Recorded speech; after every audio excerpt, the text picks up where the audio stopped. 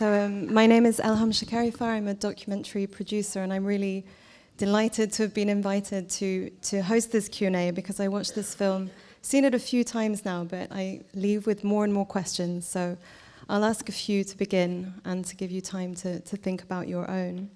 But first of all, congratulations on a brilliant and also quite bewildering film. I think for some, you've worked between documentary and fiction, and I'd say this film really encapsulates what you do best in kind of being in the line between the two. And you start the film, I'm taking you back right to the very beginning, where you say the words, "I will try to tell you a story." And it really underlines how stories are, you know, subjective, maybe the stories we tell ourselves, maybe the stories we can tell to a camera. But so I wondered whether you could start by telling us when you first met Olfa, and what did you feel, what was the story that you felt you could unravel, I guess, with her? Where did this begin? Yeah, so it was in 2016. At the time, Olfa made public the story of her daughters.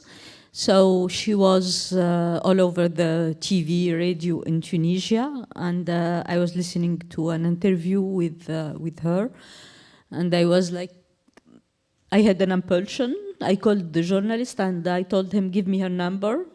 I think there is a movie to be done. Because, I mean, at the time I wanted to understand why a young person, and here two young women, full of life, can be attracted by this dark path. And all the answers available were really, how to say, unidimensional. So when I don't understand something, I decide to do a movie to understand it. But what kind of movie? So I called Olfa and I met her, and she was like, "I'm done with journalists." She thought I was one, because at the time she was attacked on social media by Tunisian, telling her that she's monstrous, her daughters are monsters. So I told her, I'm not a journalist, I want to do movies. So yeah, everything started there. And in the beginning, I was thinking about a more conventional documentary, like Fly on the Wall, filming the mother and the two daughters. They were young at the time. And I quickly understood that it's not the right form to tell this story, because the story is so complex, multi-layered, and I needed to have an access to their past to understand the origin of the tragedy. Because for me, this movie was like a Greek tragedy, you know, there's something very... So, yeah, I was really lost on the way. And at some point, I was thinking that this is such complicated story, and it's a minefield. You have the intimate, you have the political aspect of it. Maybe I'm not that good enough as a director to tell this story. So at some point, I left aside this film, and I did my previous movie, The Man Who Sold His Skin. And then after I went back, and there I had a long discussion with Nadim, my producer, and we couldn't even finance the movie. It was like dead end. And then I got the idea of, if I need to film the past, how, when you want to do documentary, how you film the past. The past is not available anymore. So in documentary genre, we have this well-known cliché, which is reenactment. You know, it's used all over TV, everything. And I was thinking that it's such a horrible cliché. I'll not fall for this. But at the same time, I told myself, maybe I need to hijack this cliché and to use it in a way that can not only bring this past to the present through actors, but also we can understand this past. So I imagined this open almost Brechtian theater where the real characters are directing actors, playing with them to remember, and then to discuss those memories, and then everything went very quickly, and we finally shot the movie in 2021, and we finished the editing in 2023. It was premiered at Cannes Film Festival, and here we are.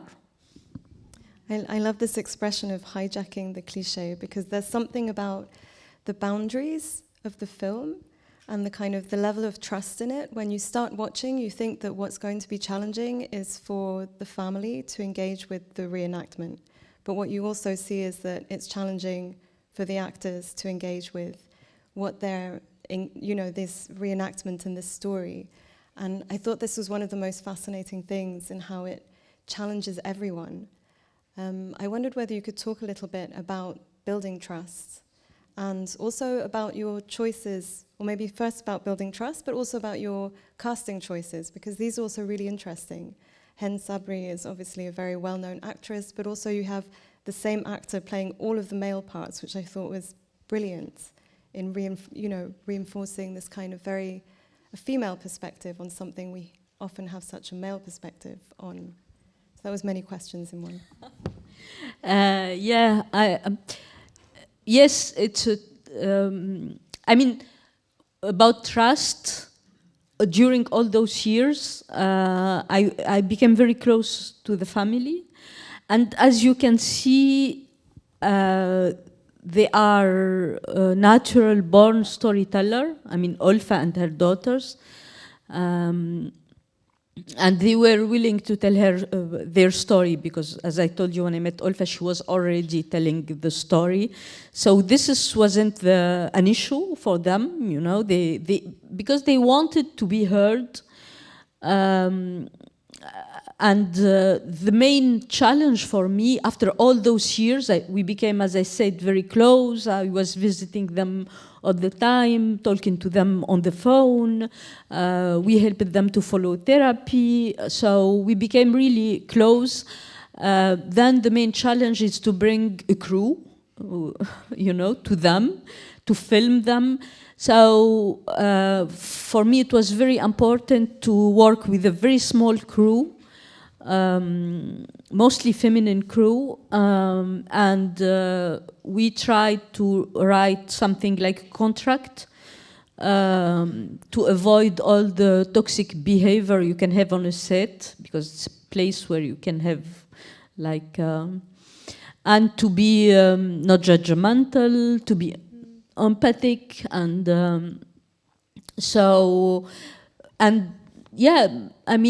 it was. I thought that it will be difficult for the family, but it was difficult for the actors, because, the actors are not in their comfort zone here, because actors are used to character written on paper. They discuss the motivation of the character with the director. So here they have the real people telling them real stuff, and they are like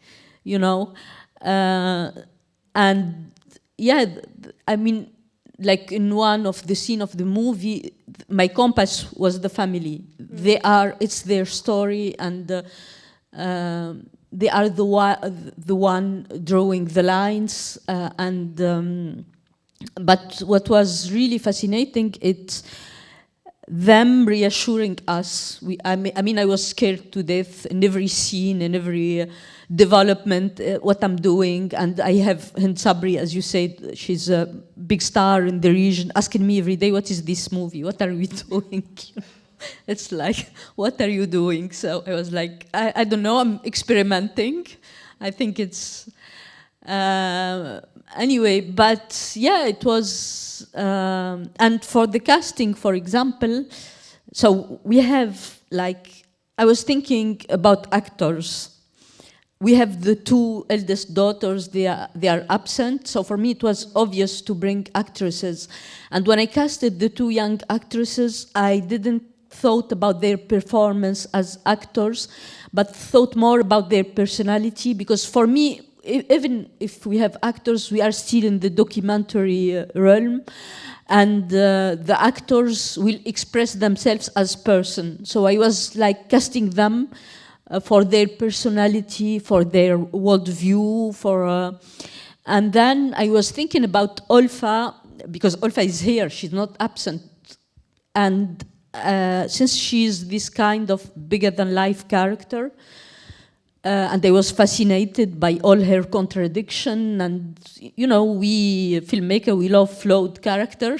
They are the most. I was scared that she will eat the movie, you know, in a way. And I thought, because when I write fiction, for example, when I have a character becoming bigger and bigger, I split it in two. He became two characters, so we can create conflict. You know, it's like a trick for screenplay writing. So I told myself, I'll do the same thing. We are in documentary, but it's interesting to have Hind Sabri, and Olfa is fan of Hind Sabri. Actually, when I told her, when she told me I'm done with journalist, and I told her I'm a filmmaker, at the time in 2016 there was a Tunisian movie in theater played by Hind Sabri called The Flower of Aleppo, where Hind Sabri is playing the part of a mother looking for her son in Syria. And Olfa went to a movie theater and watched this movie. So when I told her that I will do a movie, I'm not a journalist, she told me it should be better than Hind Sabri movie. It's like I was, no, we are not doing a fiction, you know. So when I came up with the idea of actress, I thought about Hind Sabri also because she's in the opposite of Olfa. You know, Olfa is very emotional, she's very, and Hind Sabri is very smart, very rational, and it was fascinating to see Hind Sabri giving a mirror to Olfa, talking with her, you know, creating and helping us, audience, to understand the character in a more complex and complete way.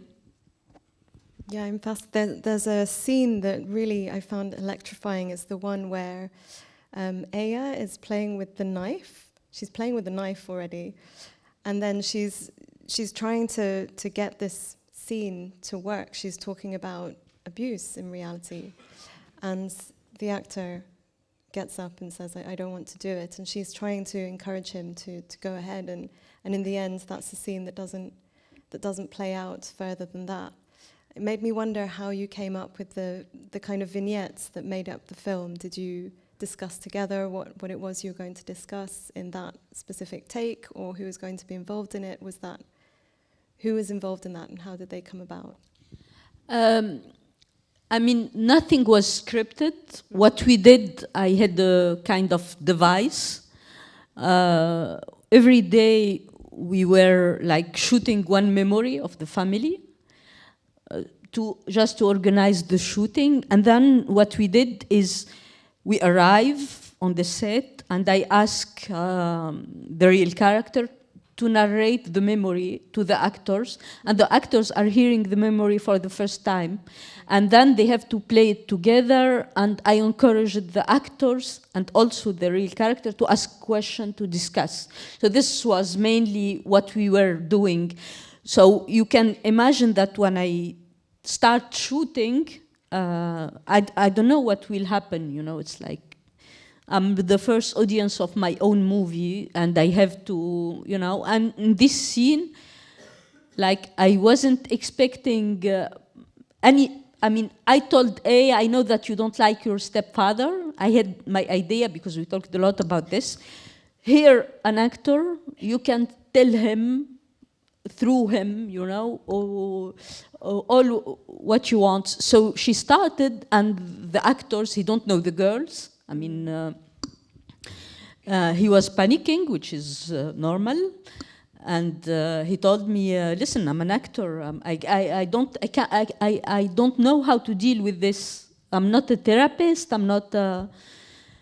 And what was really fascinating is this little girl trying to reassure all of us because we were freaking, like scared. And she was the one saying, tell him I need this scene. Tell him I'm over this story. I already, you know. And then she went another level, meta documentary level, when she said, tell him, okay, he don't want to deal with me. Tell him I'm an actress and this only a dialogue.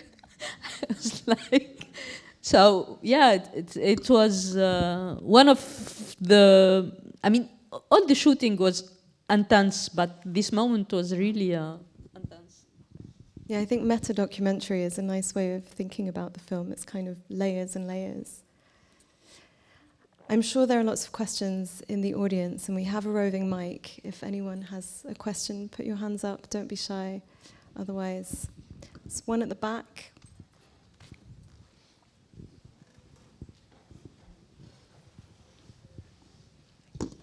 Hello, hi, Kaouther. First, I'm one of your biggest fanboys, and I love الرجل الذي باع ظهره. And thank you so much. I was blown away by this film, and specifically by the and it maybe was touched upon in some of the questions, but I was blown away by the incredible sense of agency that was for each character. Like there weren't 6 characters, there were 6, as you said, storytellers. And my question is, how did you find your role as your agency as a filmmaker amongst them, and how you navigated that from the start of meeting them up to the moment in the edit as well? Thank you. I mean, when I had this idea of bringing actors to this project, it was obvious for me that I'm doing a meta documentary. I mean, a film where actors say we are actors, real characters say we are. So there is an architect behind this who's the filmmaker. That's why I kept my voice in the movie, and they are talking to me. So I knew it's a movie where the fourth wall will be broken. So yeah, I mean, I think that my work as a filmmaker, and God knows how filmmakers, especially me, can be control freak, you know. So it was really interesting for me to lose control, to accept the idea of losing control, to set something and let it develop and to see where we go, and sometimes to stop it or sometimes to change the direction. But most of the time, I mean, the actors were great. Ulfa and her daughters are just wonderful. And there was a kind of, I mean, I talked about creating a safe space with the crew, and I think this was mainly my work, is to be sure that everybody is right, that everybody is feeling okay, that, you know, it's more about the human connection than about filmmaking. So this is, I think, the movie, you mentioned my previous movie, The Man Who Sold His Skin, which is a fiction, and it was a really controlled movie, you know, like in every aspect. So in this one, it was totally the opposite. It was dangerous. As I said, I was scared.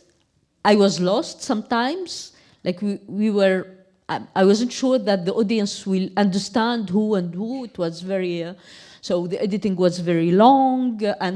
But I think my main work as a filmmaker was to translate to the audience what I felt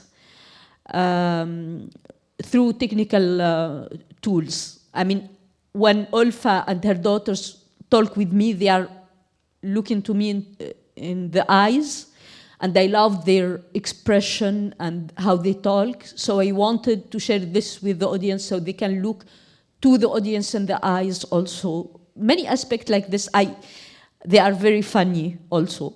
So when I meet them, they are telling me horrible stories, but I'm laughing like. So I wanted to share this also with the audience. So yeah, this was mainly my work as filmmaker. There's a question here at the front, and then we'll go back so you're not running back and forth.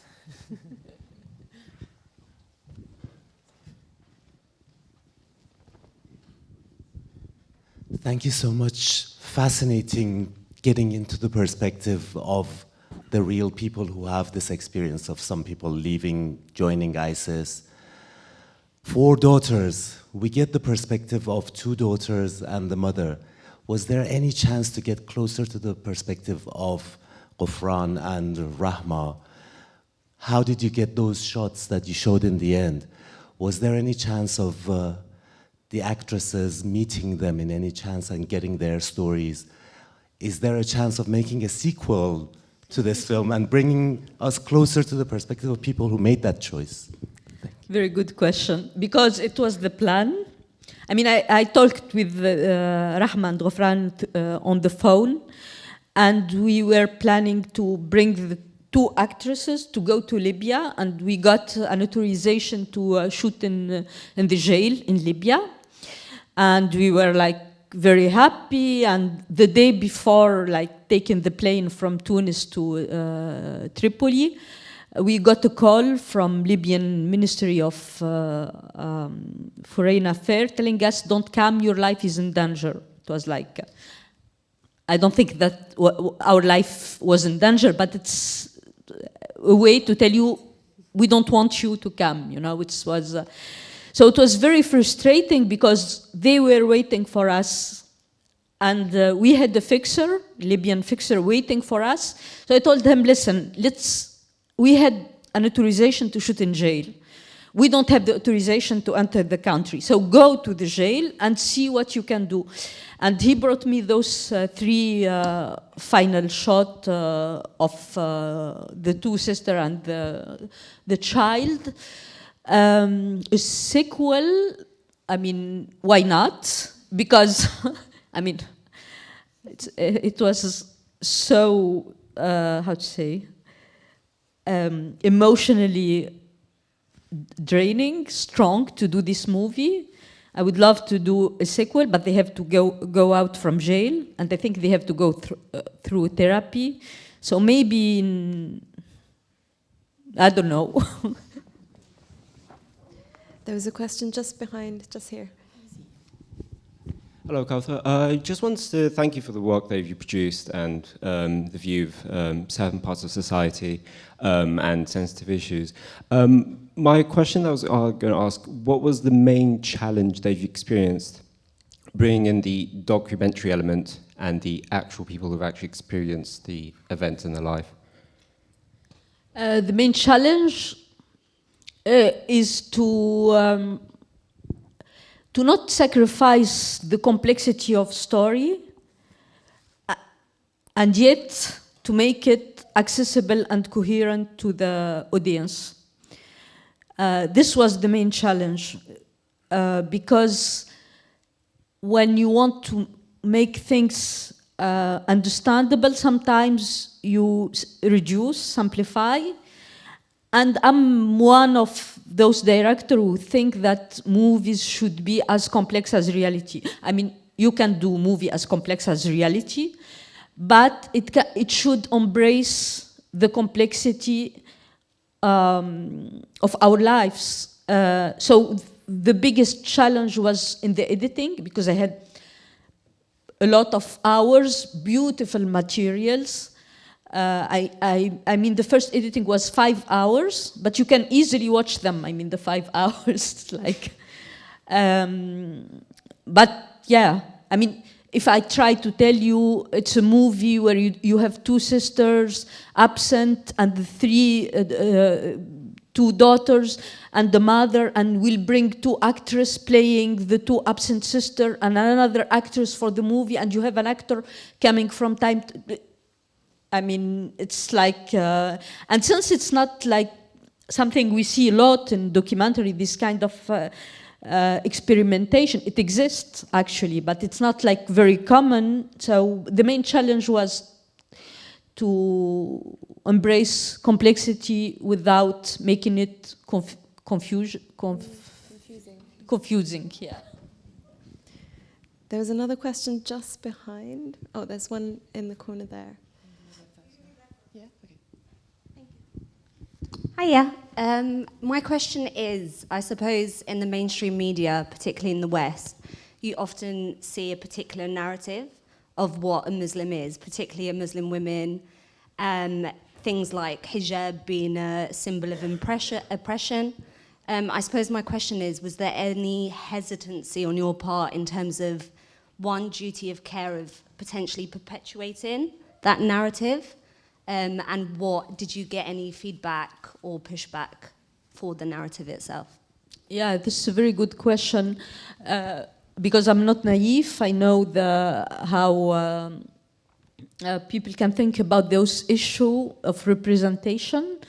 But I think that I can't, how to say, condition my vision or how I see things by this perspective, which is not mine, you know, which can be sometimes racist perspective, sometimes just ignorant perspective. And as I said, I'm one of those directors who are not afraid of cliché. I love cliché, and I think often about Alfred Hitchcock, who said once, it's better to start with the cliché than to end up with one. So, yeah, he said this, he's a great director.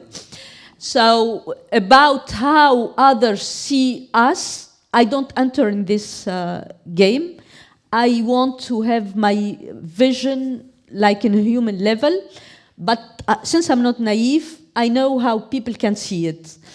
So the main idea is to show that behind all those cliches, because we have all the cliches here in this movie, radicalization, ISIS, veil, all the label, okay, let's embrace those cliches and see what we have behind them.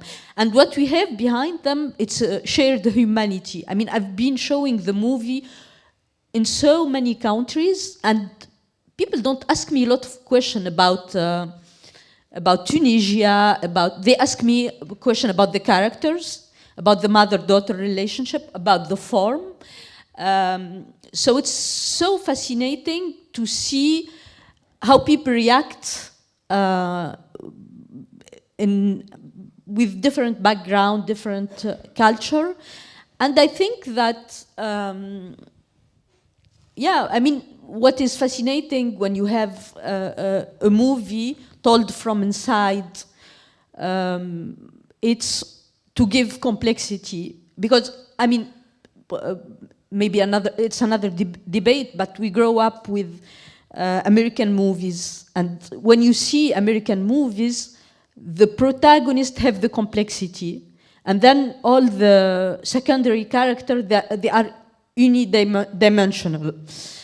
So when you tell a story from your own perspective, where the character is a flawed woman, I found it very, as a writer at least, very embracing again the complexity and showing that those girls are teenagers like any teenager. And here we are talking about the veil, which can have many, yeah, you have the idea of being submissive, and when you see there is something very counterintuitive about those girls wanting to be free from the oppression of their mother. So when you go behind the cliche, you see that things are not like we thought. And this is what I love about documentary in general, you know, and storytelling in every aspect.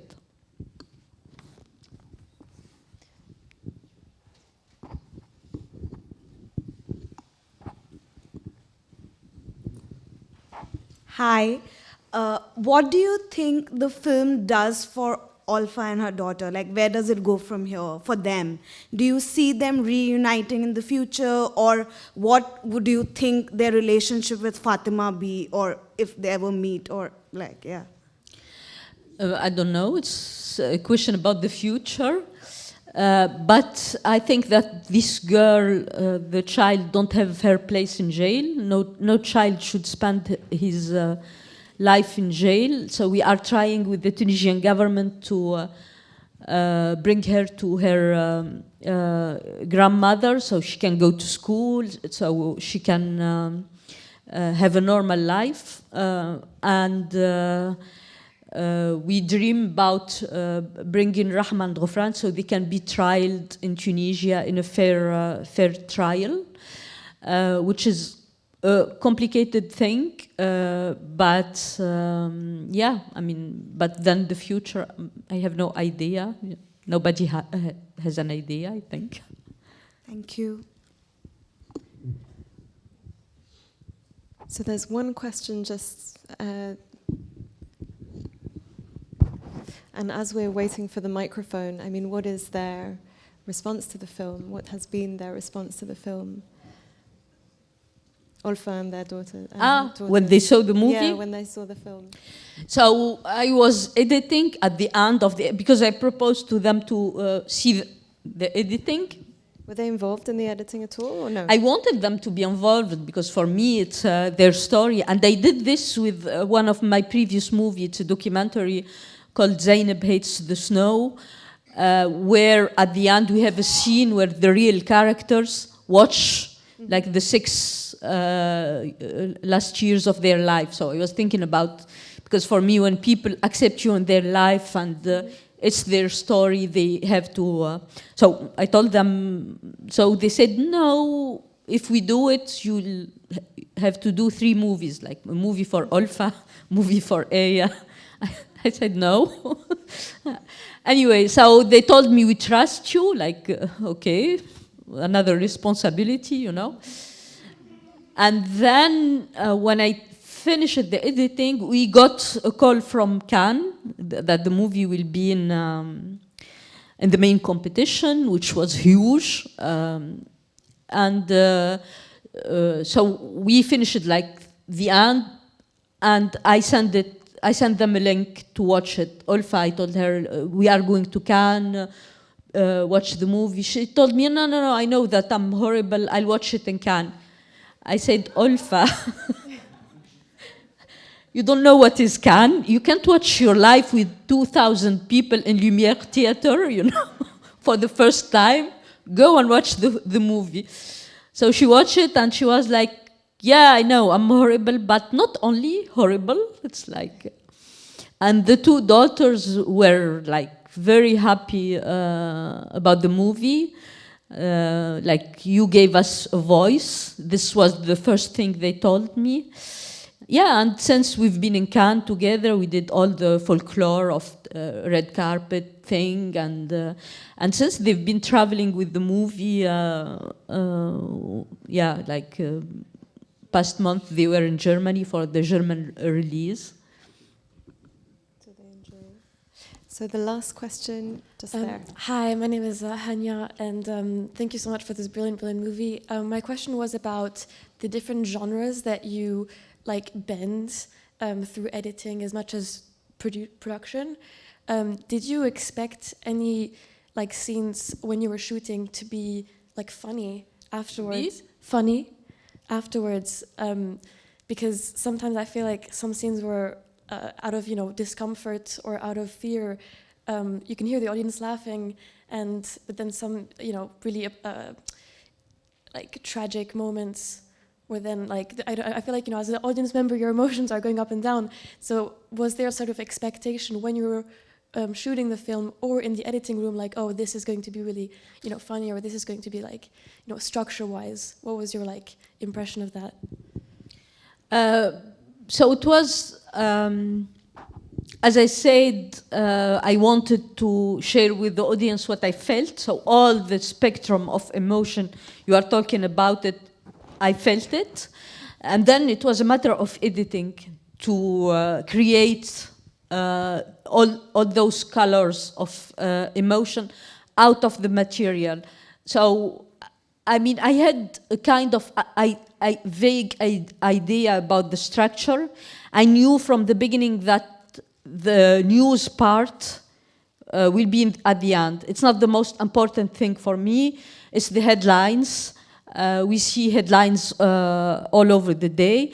What is interesting is this story behind the headlines, and it's the universal story behind the very local headlines. It's the mother-daughter relationship. It's also the coming of age story, because they are teenager, and so I knew that I'll start with their past, and then there will be the news element. But I wasn't sure. Nothing is sure, you know, because I don't know, maybe in the editing, sometimes you film a scene, you think it's the most wonderful scene in the world, and then in the editing it's not good, so you throw it. And so it's a lot of dealing with a lot of uncertainty. Yeah. Well, thank you. I feel like you hold us in the palm of your hand through this film with all of our emotions. So it's a very bewildering, I think, is like really a word to ascribe to it, but also brilliant. So thank you so much for being with us, for discussing it. To all of you for being here. The film will be out in the UK on the 1st of March with Modern Films, so please tell people to go and see it. Thank you very much. Thank you. Thank you.